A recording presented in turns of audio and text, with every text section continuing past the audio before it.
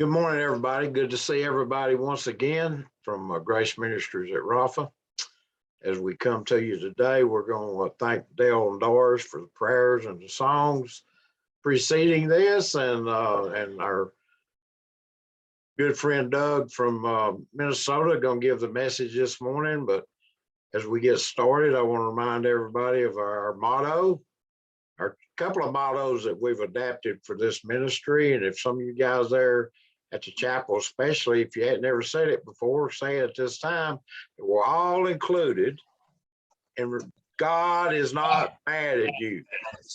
And always remember that God's not mad at us. God loves us. He's not out to hurt us. He's in the helping business, not the hurting business. So with that, I'm going to turn it over to Doug. He has a message. He is continuing from a couple of weeks ago on Jacob and Joseph, and I'm looking forward to it. Doug? Okay, greetings everyone. I'm glad to be here and to hopefully wrap up this series with just two. I know that some of you in the audience didn't get to hear the first one, and of course there's some who heard the first one that won't hear the second one. But I do want to tell you I've got a couple of motives here. One of my major motives is to get you to read the story for yourself. I'm leaving a lot of stuff out. In order to do this completely, I probably would have to have a couple of months of every week. But I really would like to have you read these stories, and maybe I can give you a little bit of a different lens through which to read these stories. Some of you have never read them, some of you have, but these are absolutely fascinating stories, and I've read them I don't know how many times in my life. I'm going to break a bunch of rules here for public speaking, and one of those rules for public speaking is don't cram too much material in too short a time. I'm going to blow that one out of the water. And the other rule deals with PowerPoint. You're not supposed to put a lot of detail on PowerPoint and read it, but I'm going to blow that one out the water too. And the only reason this will work is if you guys actually go and read the story for yourself later on. Like I say, I'm just going to hit some highlights, give you a general idea where this is going. But I hope that in doing that, you'll find it fascinating. So let me get the PowerPoint up and we'll go from there. Get my reading voice to working here. Okay, let's see.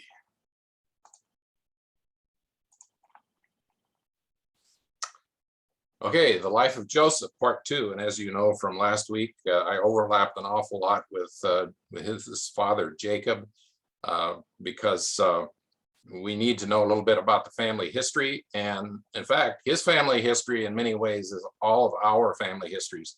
And I want you to put yourself into this story because I think every one of us can in some manner, shape, or form identify with, I'll just call it dysfunction and turmoil that you see in his family. This happened 4,000 years ago. 4,000 years ago, and our human emotions, our human interactions really hasn't changed that much. Here's a brief review from a week ago, or from 2 weeks ago. Jacob was one of the twin sons born to Isaac and Rebekah. Esau, his brother, was a very hairy man, a hunter, and he was favored by his dad.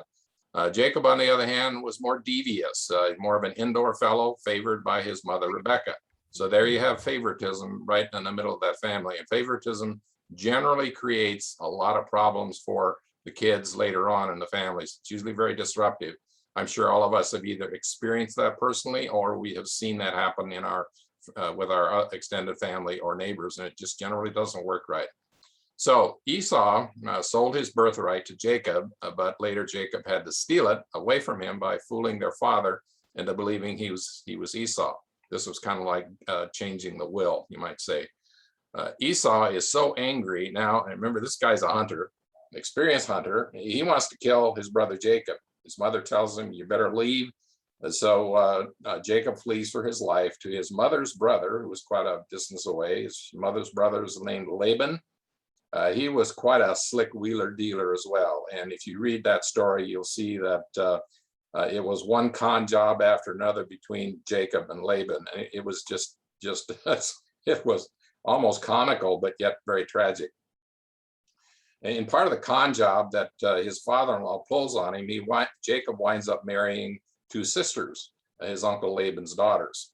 And in order to get the woman that he wanted, he had to marry the older sister first, which he did. And he had to serve like for 7 years for the first one, another 7 years for the second one. Rachel was the favorite. As it turned out, she couldn't have kids. Her older sister, Leah, had 4 sons from Jacob, and then they handed over a couple of servant girls to Jacob, and so he had 2 more sons and a daughter. Now, I don't know if there's really an appropriate way to say this, but I'm going to say it anyway. When I read this, and I'm a farm kid, I grew up on a farm ranch in South Dakota. And to me, it sounds to me like these men are treating their women almost like breeding stock. It's sad. I mean, it's like, it's so sad. Women had an extremely difficult life and were not exactly regarded on a status equal to the men. Anyway, finally, as I've written here, in a sex for drugs deal, you think that's new? 4,000 years ago. Leah has 2 more sons and a daughter. And finally, Rachel has a son named Joseph, and he quickly becomes Jacob's favorite son. So by now they've had 11 sons, and Rachel then has 1 more son, but she died, I think, within hours or a day or so after he was born. And the daughter, Dinah, was raped later, and her brothers brutally killed all the men in a village as revenge.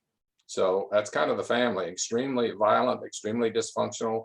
What do you expect? 4 wives under 1 roof, 12 sons, 1 daughter that we know of, and I'm sure there were more, but they only mentioned the 1. Now, here we're going to start a little bit more into the life of Joseph. Genesis 37, and in the latter half of verse 2, Joseph, a young man of 17, was tending the flocks with his brothers. They were shepherds. Okay, so he brought their father a bad report about them. So here we have Joseph again being the favorite kid, and he winds up being the snitch, the tattletale, goes back to dad and tells him how nasty the other brothers are. Now that doesn't exactly make him favorite among his brothers. Now, Israel in verse 3, that was another name for Jacob, by the way, and I haven't covered that story, but that's a fascinating one, how God changed Jacob's name to Israel. Now, Israel loved Joseph more than any of his other sons because he had been born to him in his old age, and he made a richly ornamented robe for him, a coat of many colors. And by the way, that's part of where Dolly Parton got the words for her song. I think most of you probably know that song. Anyway, when his brothers saw that their father loved him more than any of them, I mean, they got the point, they hated him and couldn't speak a kind word to him. Well, it just got worse. It just got worse. Joseph, frankly, at age 17, was naive and immature. Have you ever been there? Man, I think about myself when I was 17. I was naive and immature, and I was known as the class clown. I was kind of a smart aleck. So I can kind of identify with Joseph, but I was also the only son in the family, and I had an older sister, and I, felt some of that favoritism. So I kind of know the arrogance that goes with it. Family hatred can be very deep. Genesis 34 and verse 17. Now this is Joseph's father telling him, go and see if all is well with your brothers and with the flocks and bring word back to me. So again, he's sending his favorite son out to be the spy. And that was not very smart on his part, but it also tells you that he couldn't trust the other boys. Why couldn't he trust the other boys? Well, you think of the dysfunction that was going on with 4 wives and his absence and his favoritism for Rachel and not his favoritism for the others. You can just about imagine what kind of conversation would be going on in that tent, those tents, when the boys were growing up. And it was probably pretty rank and raw. So Joseph went after his brothers, and he found them near Dothan, but they saw him in the distance. That coat of many colors probably stood out like a neon sign. And before he reached them, they plotted to kill him. Here comes that dreamer. And by the way, that's a reference to a dream that Joseph had that he should not have shared with his brothers. They said to each other, come now, let's kill him and throw him into one of these cisterns and say that a ferocious animal devoured him. That's pretty dramatic. we hate this kid so much, we're going to kill him. And we're going to throw him into one of these cisterns. And so his body is never going to be found. And we'll just tell the old man that he got eaten up by ferocious animals. So when Joseph came to his brothers, naive enough, he apparently doesn't, I don't know, arrogant, doesn't realize how much they hate his guts. They stripped him of his robe, the richly ornamented robe that he was wearing, and they took him and then they threw him into the cistern. Well, they didn't kill him yet, but they just threw him into the cistern. So there he is down on the bottom of the cistern. No way he can get out. He doesn't have his coat, probably getting kind of chilly down there. And he gets sold into slavery, as the title of the slide says, verse 25. As they sat down to eat their meal, they looked up and they saw a caravan of Ishmaelites. And by the way, the Ishmaelites were distant relatives. Abraham had a son called Ishmael, and that's who they were descended from. But Abraham also had a son named Isaac, and so those two guys were half brothers. So that's kind of the lineage, that's the family history. Anyway, he saw that caravan of Ishmaelites coming from Gilead. Their camels were loaded with spices, balm, and myrrh, and they were on their way to take them down to Egypt. So it's kind of like the interstate highway. There was commerce going on. Judah said to his brothers, "What will we gain if we kill our brother and cover up his blood? Hey, there's profit to be made in here. We can make a buck or two." Okay, verse 27, "Come, let's sell him to the Ishmaelites and not lay hands on him. After all, he is our brother, our own flesh and blood." Well, his brothers agreed. Because it's better to, we'd still get rid of him, but in the meantime, we get some money out of it. So selling your own brother into slavery. Has that ever happened since? Yep, that's still going on in this world where people are sold into slavery. So how much has really changed, I guess, huh? Chapter 37 and verse 31. So now they add cruelty onto cruelty. Put yourself into Joseph's father's mind and into his situation. You're the dad now. You're Jacob. You're Israel, and this is what you hear. Well, they got his robe. They slaughtered a goat, dipped the robe in the blood. Then they took the ornamented robe back to their father, and they said, "Hey, we found this." They're liars. I mean, just incredibly liars. "Examine it to see whether it is your son's robe." Lying to their dad. Incredible lie. He recognized it, and he came to the conclusion, you see. They baited him, and he jumped to the conclusion. "It's my son's robe. Some ferocious animal has devoured him. Joseph has surely been torn to pieces." They didn't have to tell him that. He came to that conclusion. Then Jacob tore his clothes and put on sackcloth and mourned his son for many days. That was a custom in the Middle East. Tear up your clothes, put on cheap sackcloth, and you go into mourning. All his sons and daughters, that's why I say he has more than one daughter, Dinah. All his sons and daughters came to comfort him, but he refused to be comforted. This guy was in agony. Can you imagine what that would be like, thinking your child is dead and he'd be torn up by beasts and there isn't even a body? I mean, you talk about no closure. No, he said, "In mourning, I will go down to the grave to my son." So his father wept for him. Now that puts a pretty black cloud over the family. And the boys have to live with it.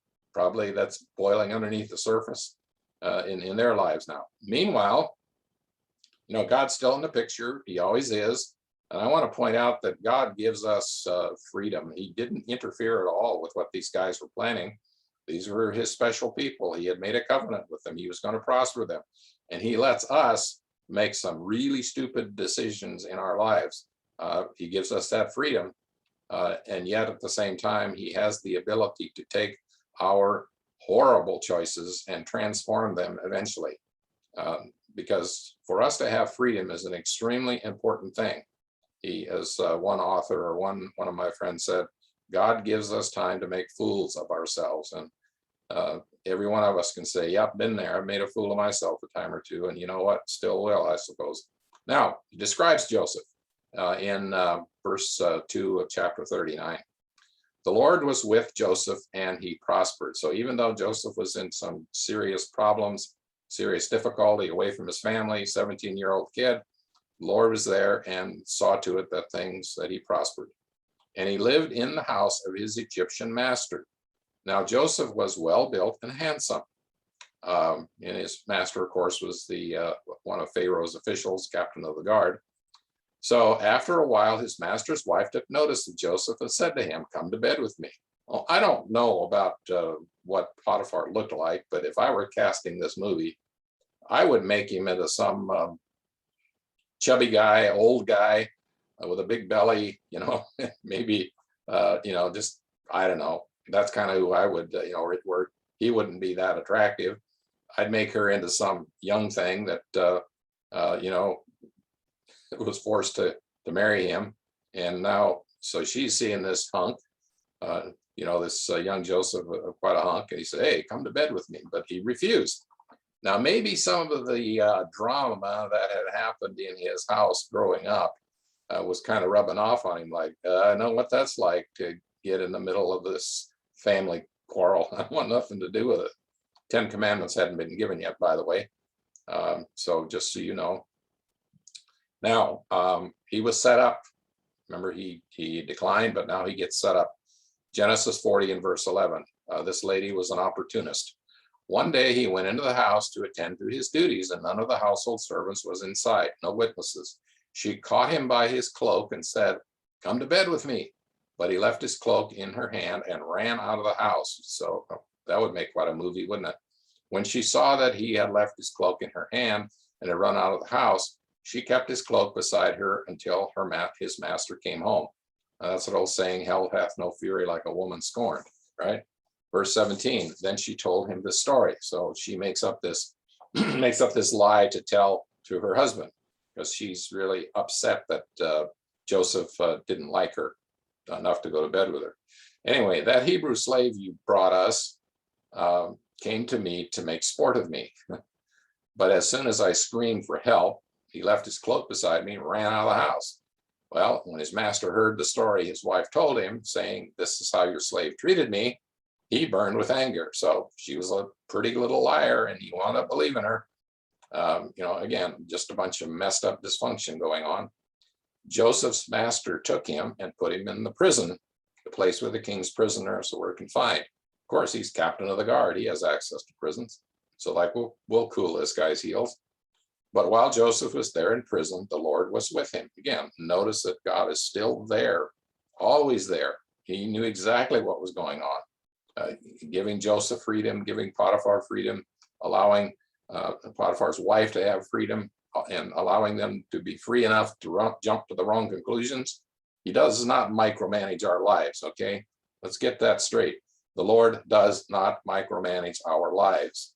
There's something about freedom that I think he treats with a whole lot more respect than maybe we do. We think of our nation as being the home of the brave and free and whatever, but I think the kind of freedom that God grants and gives us is way beyond anything any of us have ever experienced. So, well, I shouldn't say beyond what we've experienced. We are experiencing it. So anyway, the Lord was with him, showed him kindness, and granted him favor in the eyes of the prison warden. So it's like, okay, Joseph's a good worker here. He maybe has a future. Joseph actually was able to be communicated to by God with dreams. And not everybody seems to have that gift, but Joseph does. The dream number one I alluded to earlier, it got Joseph into troubles when he was a teenager, because he dreamed in that dream that he would rule over them someday. And that's not something you got to tell your older brothers, especially if you're kind of a smart aleck, favored by dad. You shouldn't really have said that, but he's kind of arrogant, okay? Dream number two, he interpreted the dreams of the king's baker. While he was in this prison, the king's baker and the king's cupbearer each had a dream, and he interpreted the dreams for them, saying the baker's going to be hanged and the cupbearer would go free. Well, that happened.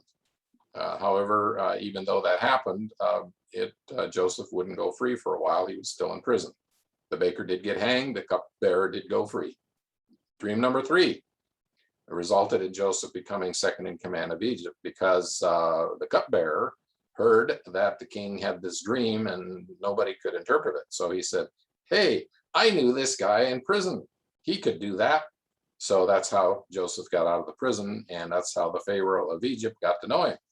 And he interpreted the king's dream that Egypt was going to have 7 years of agricultural plenty and abundance, and that was going to be followed by 7 years of famine. So king, if you know what's good for the country, you better build some granaries, start stocking up on some food, because that's the only way this nation's going to get through that famine.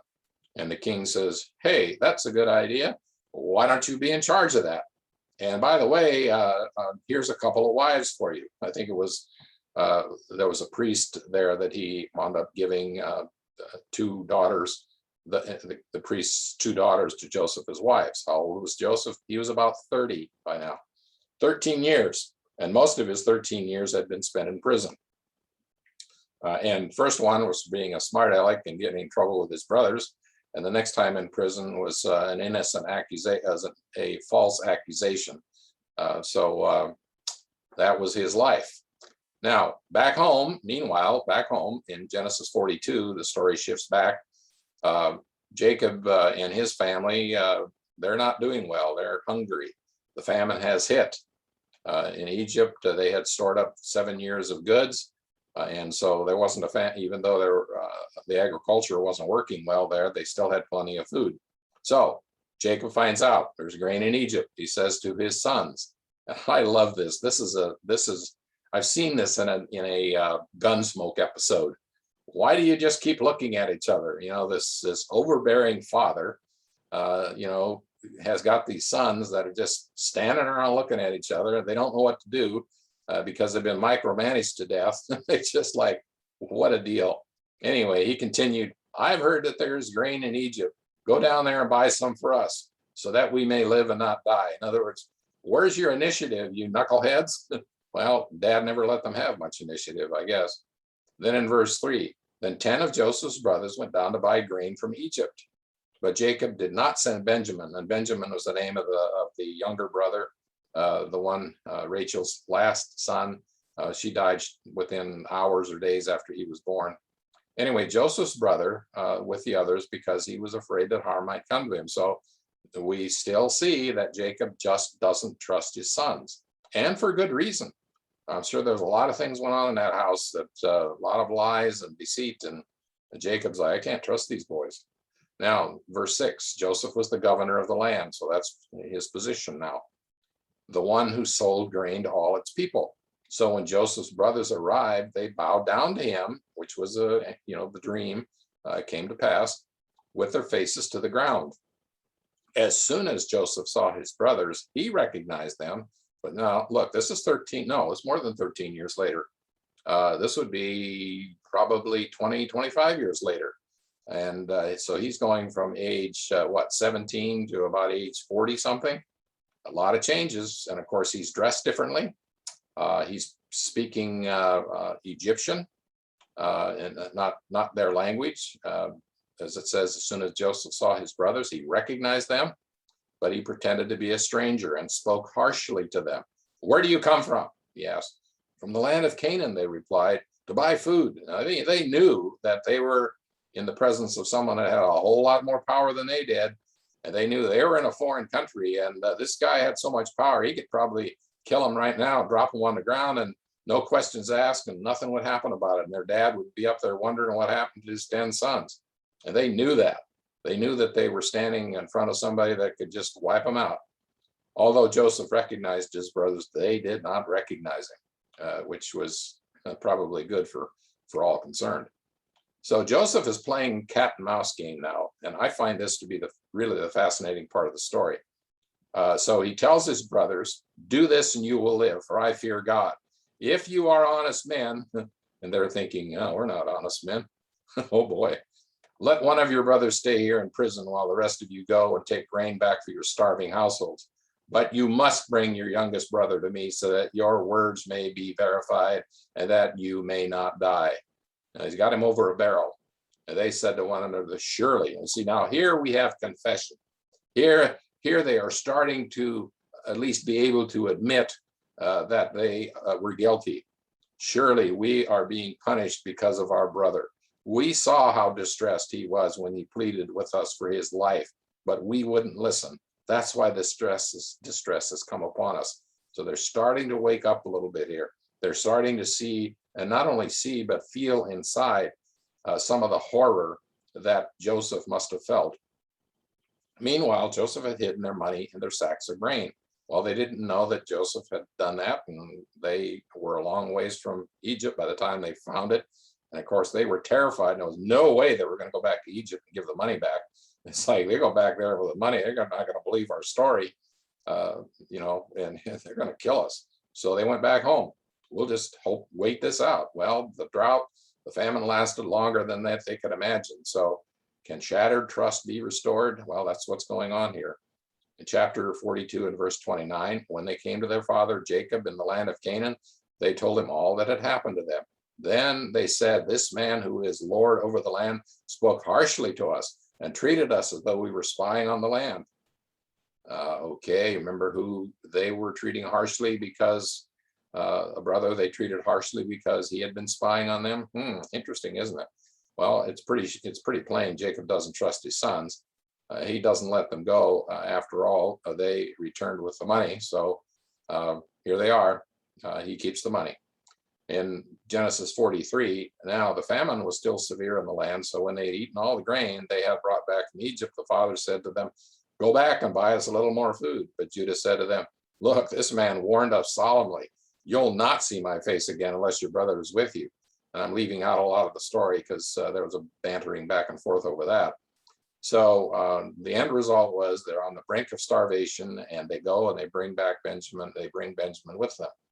And as he looked about, they're now, the brothers had gotten back down to Egypt, and now they're in the presence of Joseph. And as Joseph looked about and saw his brother Benjamin, his own mother's son, he asked, is this your youngest brother, the one you told me about?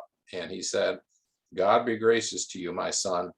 Deeply moved at the sight of his brother, Joseph hurried out, looked for a place to weep, and he went into his private room and wept there.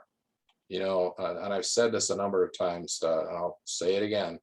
For me, I have noticed that the most painful things in life are relationships that have been broken. And here we had a relationship that Joseph thought had been broken forever and now had been restored. And no wonder it hit him on such a deep level. Your greatest joy in life are those relationships that are going well, and especially here, one that has been healed. So he was weeping for joy because his brother was now safe, his little brother.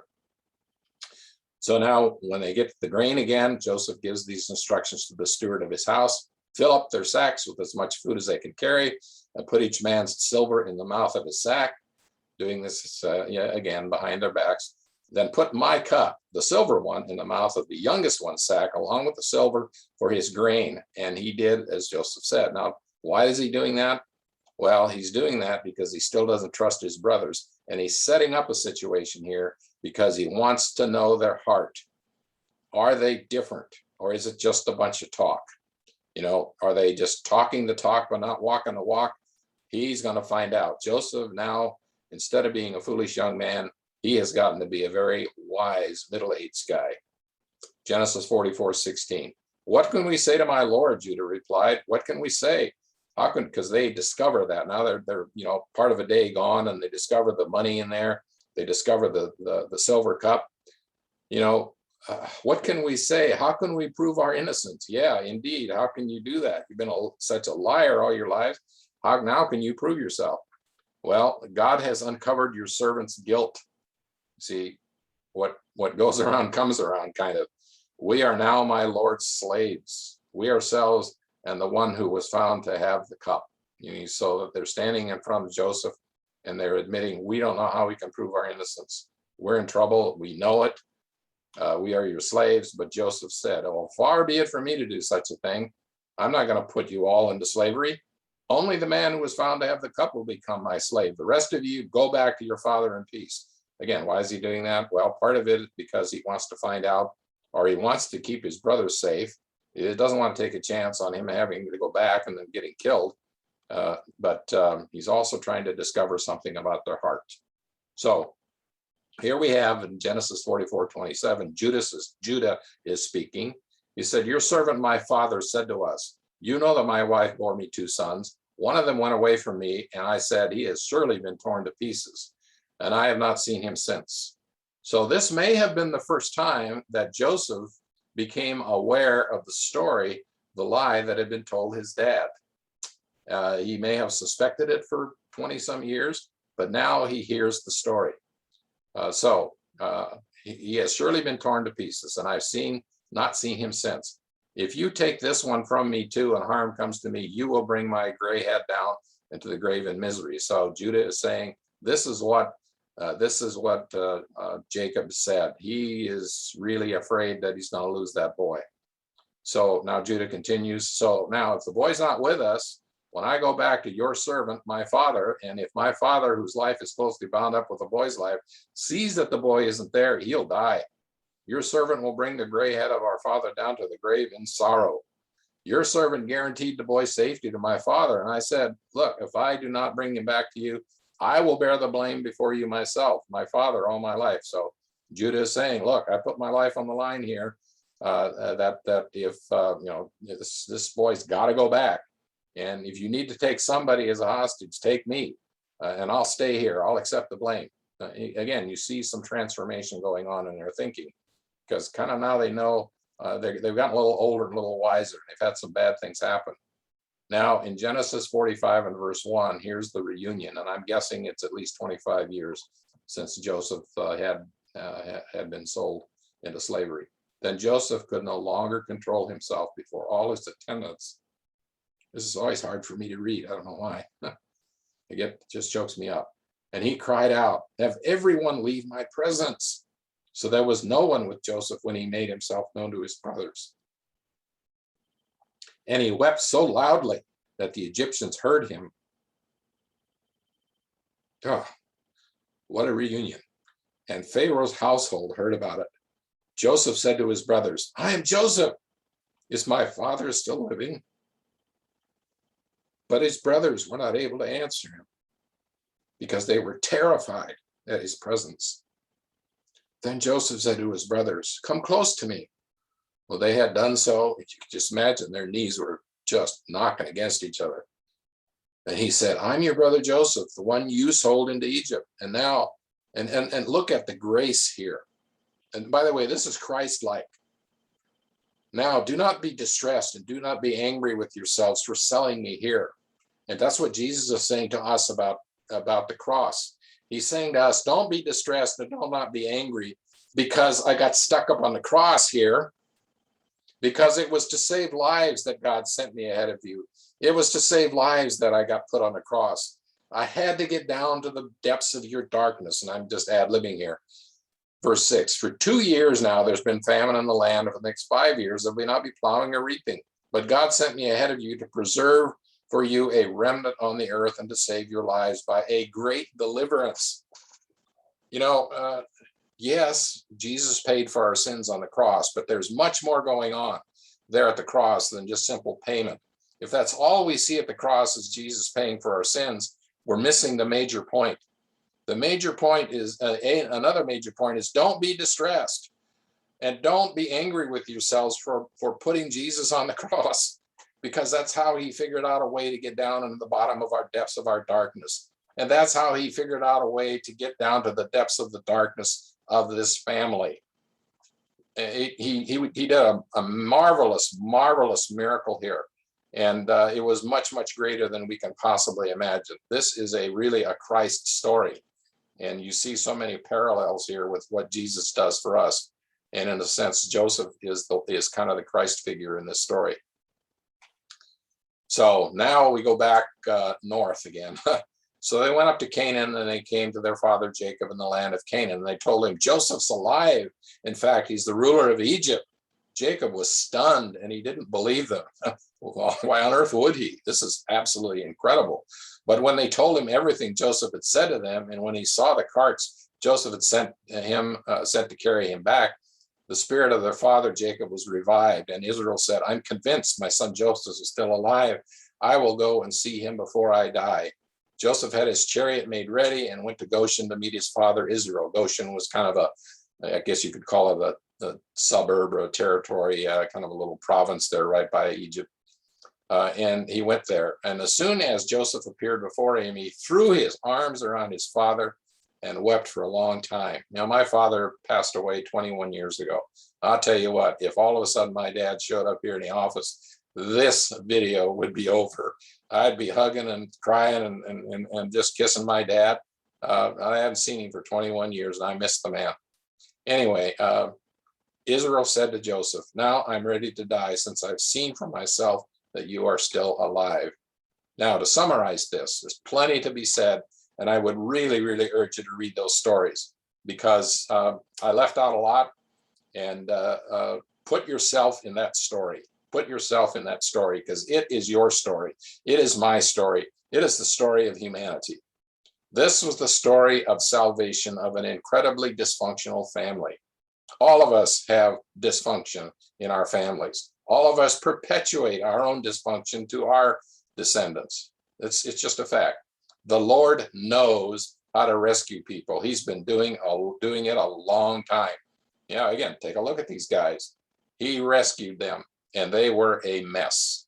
It takes time. It takes time. A wrong is committed, people suffer.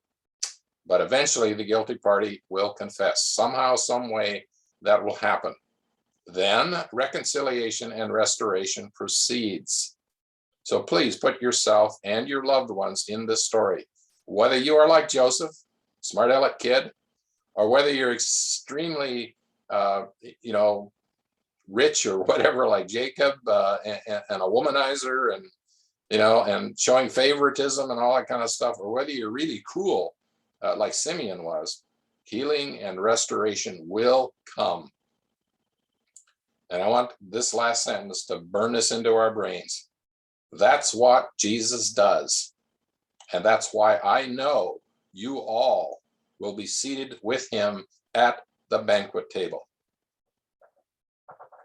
Amen. So I'll give it back to you.